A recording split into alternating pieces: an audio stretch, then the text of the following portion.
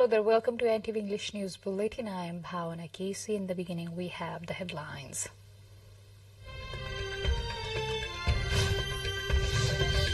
National politics shifts its focus on presidential election. Political parties effortful of forcing national consensus on candidates.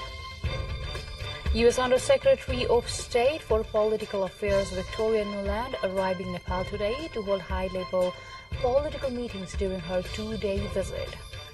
Israel's Prime Minister warns of swift response following two separate attacks by Palestine. Sabalenka clinches her maiden Grand Slam title, beating Ravkania in Australian Open final. Nine-time champion Djokovic facing Tsitsipas today.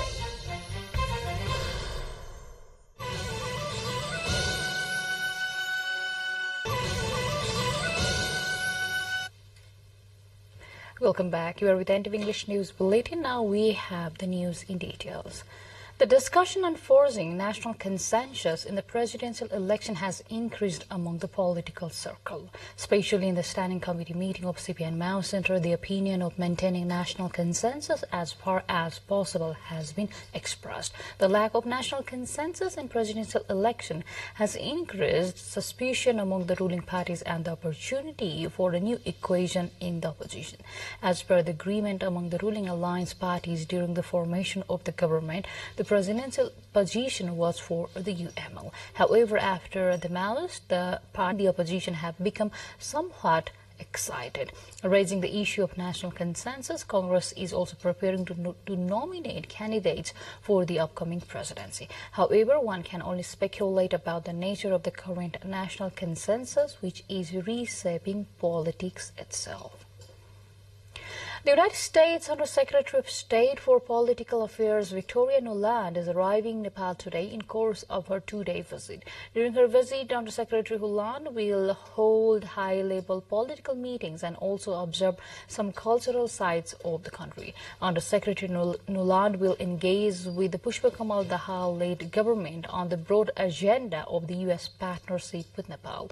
She will be the senior-most foreign dignitary to visit Nepal following Dahal's appointment as the Prime Minister on Mandu after U.S. Under-Secretary for Civilian Security, Democracy and Human Rights Uzra Jaya in May last year. A U.S. diplomat for 33 years, Ambassador Nuland served as Assistant Secretary of State for European and Eurasian Affairs from September 2013 until January 2017 under President Obama and Secretary Kerry.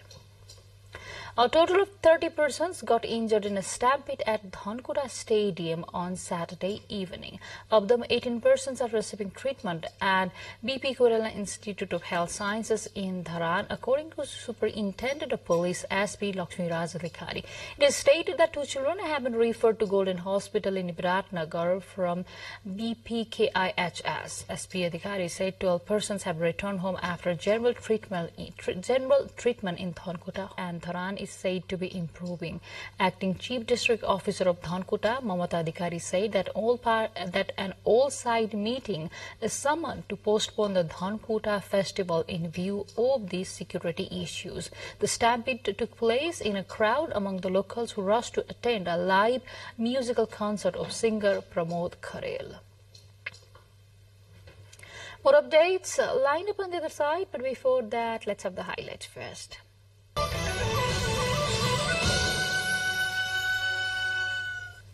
Welcome back. You are with NTV English News Bulletin. Now we have more updates from the home front.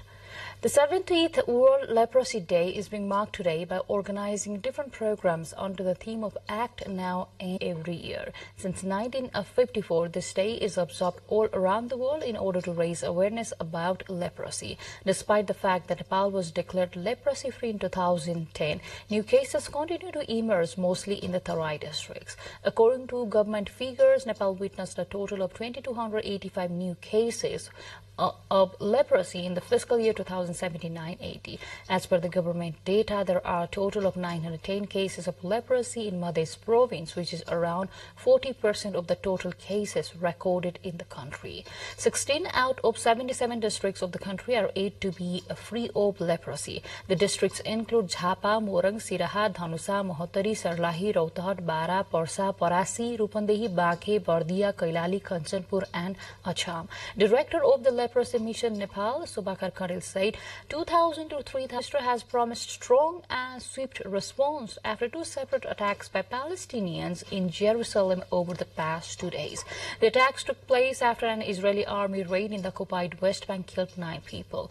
Ahead of a security cabinet meeting, Benjamin Netanyahu said he would seek new measures to combat the terror. Israel's army also said that it would be reinforcing the troop numbers in the occupied West Bank.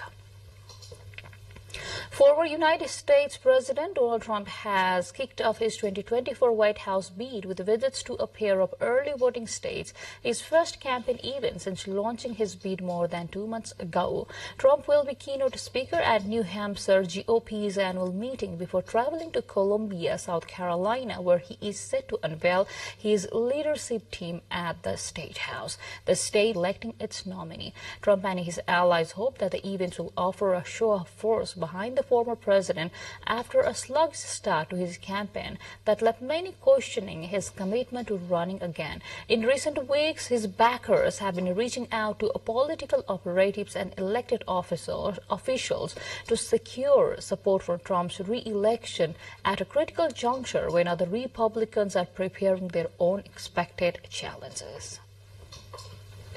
More updates line up on the other side, but before that, let's have the highlights first.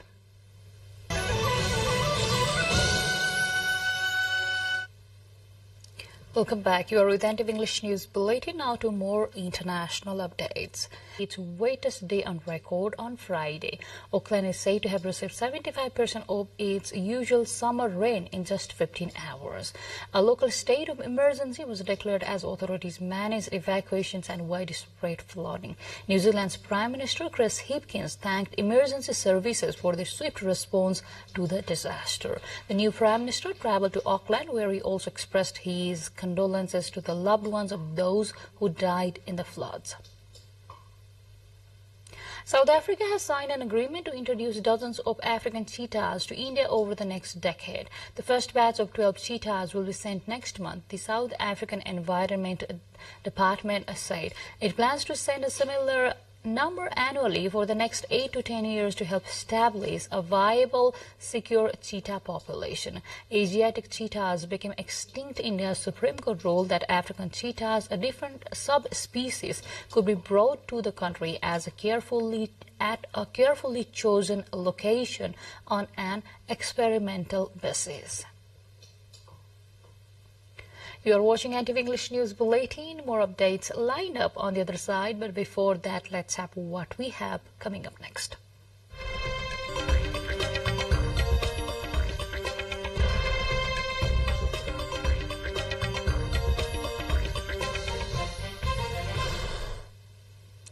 Now to sports.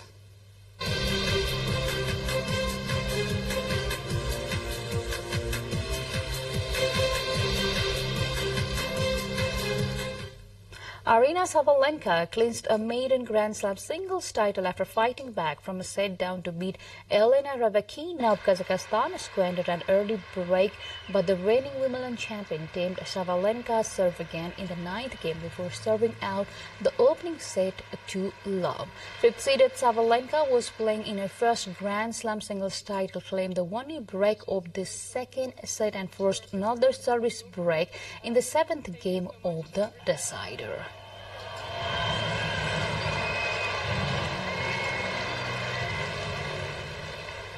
Meanwhile, 9-time Australian Open champion Novak Djokovic is facing Stefanos Tsitsipas in the final today.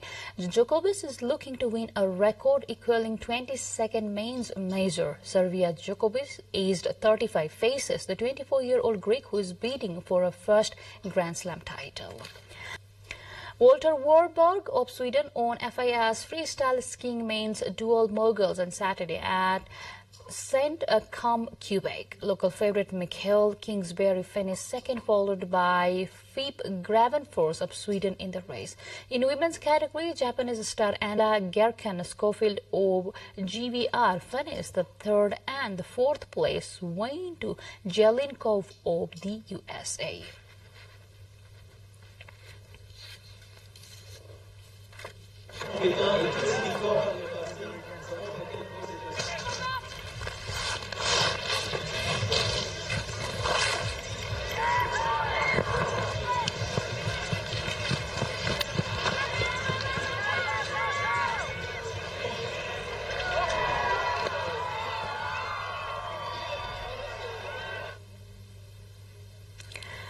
With this update, we come to the end of this English News Bulletin. But before we say goodbye, let's have a quick reminder of the major stories. National politics centers its focus on presidential election. U.S. Under Secretary of State for Political Affairs Victoria Nuland arriving Nepal today to hold high-level political meetings during her two-day visit.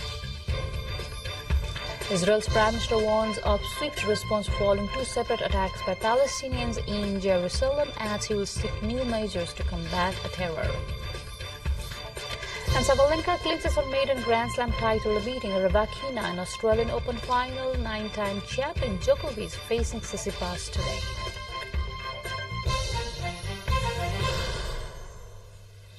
That's all we have in this edition of English News Bulletin, which I'll see you again with next round of English Bulletin at 6 in the evening. Till then, have a great time ahead and do stay tuned with us to catch the latest news updates. Namaste.